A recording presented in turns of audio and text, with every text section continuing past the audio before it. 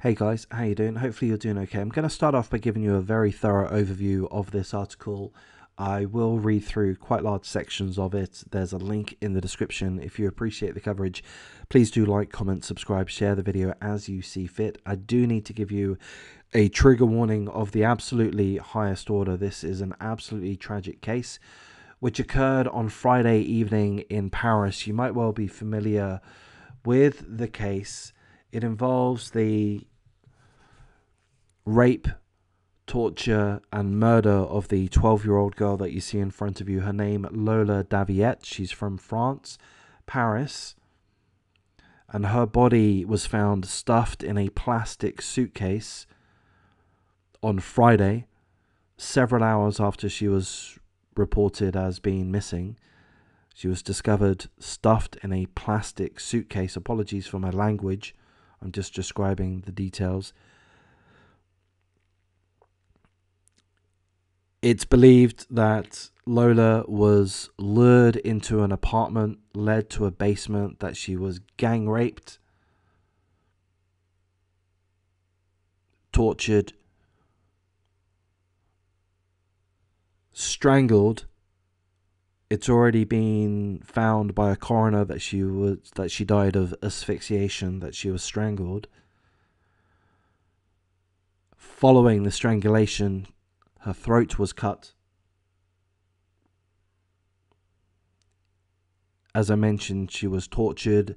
They found the number 1 and the number 0 imprinted on Lola's chest, imprinted by a device of some kind.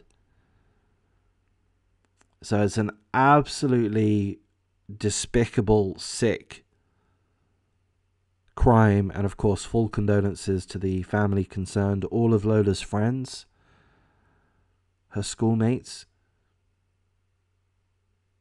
her classmates, all of her friends, her local neighbors, the whole community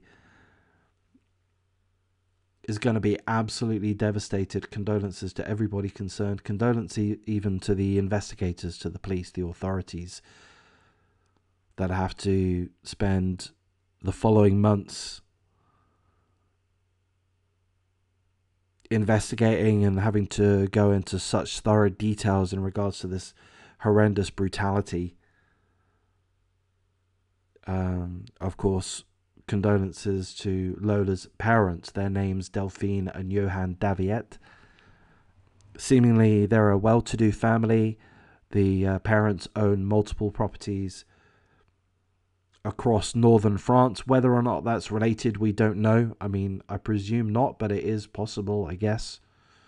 I wouldn't really consider this speculation, just to mention. I guess it's possible that perhaps Lola was targeted. In any case, the article tells us a little bit about a suspect that has been arrested. So, Lola's body was found on Friday evening, and shortly thereafter, 3 men were arrested. An additional 2 men were arrested on Saturday. So there has been 5 people in custody since Saturday. And this article, which was published about an hour ago, lets us know that an additional suspect has been arrested and also charged in front of a magistrate in relation to the murder, rape, and torture of 12-year-old Lola Daviet. And so this new suspect that we're informed of within this article is a homeless woman, 24 years of age. Her name Darbia B. And she's originally from Algeria. And if I understand correctly, there is CCTV footage, an image here of the suspect, Darbia B, 24-year-old homeless woman. And she's opening an apartment block building. I'm not 100% sure if this is the same apartment block that Lola lived in herself. I'm not 100% sure on that. But this is believed to be the suspect leading Lola into the building. So Lola is behind, partially obscured by the door, as she follows her suspected killer. So this alleged scumbag woman, homeless woman who reportedly suffers severe psychological problems, but seemingly she lures Lola into this apartment block. Again, I'm not 100% sure if it's the same apartment block that Lola lives in herself or one that's nearby.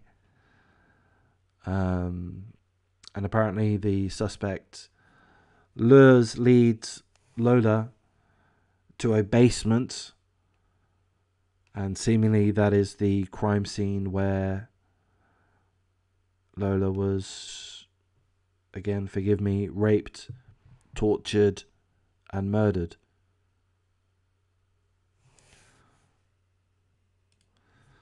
Okay, I'm just going to make a slight correction. On Friday night, after Lola's body was discovered, 3 people were arrested near the scene. Then a woman who was spotted on CCTV. So that is this woman here, I believe. And then 2 others have since been arrested. So a total of 6 people have been arrested, all originally from Algeria.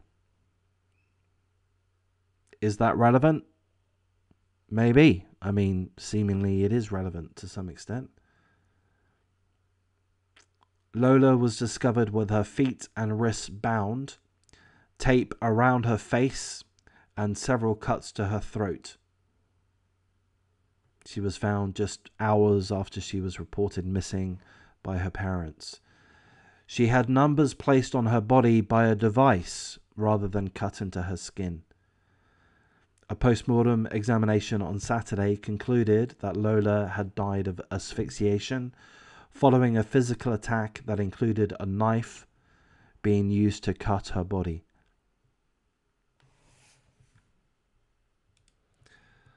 Okay, this part here is just telling us a couple of witness statements, comments perhaps from witnesses.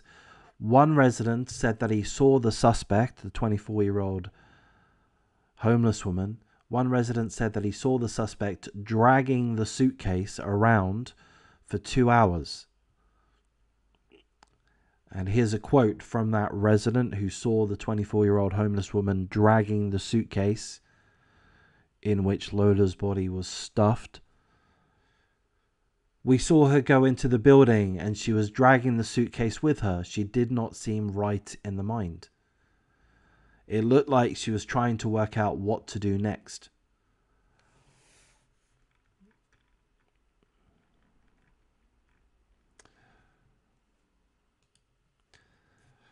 Apparently, a homeless man stumbled upon the suitcase and he contacted the police. The suitcase was close to Lola's home. So a homeless person found a suitcase, perhaps opened it, and tragically discovered Lola's body. So the article tells us that police have taken several people into custody, including the female suspect who was seen carrying the suitcase and the homeless man who reported finding Lola's body. Oh, that's interesting. So the homeless man who claims to have stumbled across the suitcase, he too has been arrested. Or rather, he's been taken into custody.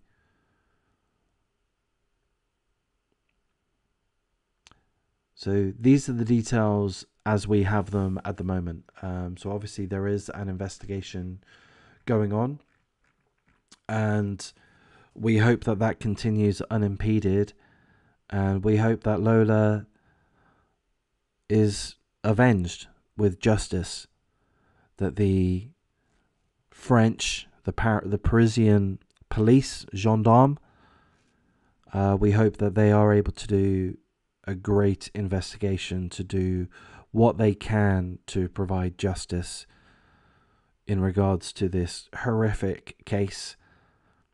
Again, full condolences to everyone connected to Lola. Everyone's going to be so devastated. It's so harmful, these things. I mean, it just shakes. There's such a tremor from these kind of situations. Obviously, the impact is going to be mostly felt by the parents. I don't know if there are any siblings involved. The article doesn't mention siblings. But full condolences to the parents and to Lola's friends, her schoolmates, her classmates, her teachers, anyone that knew Lola.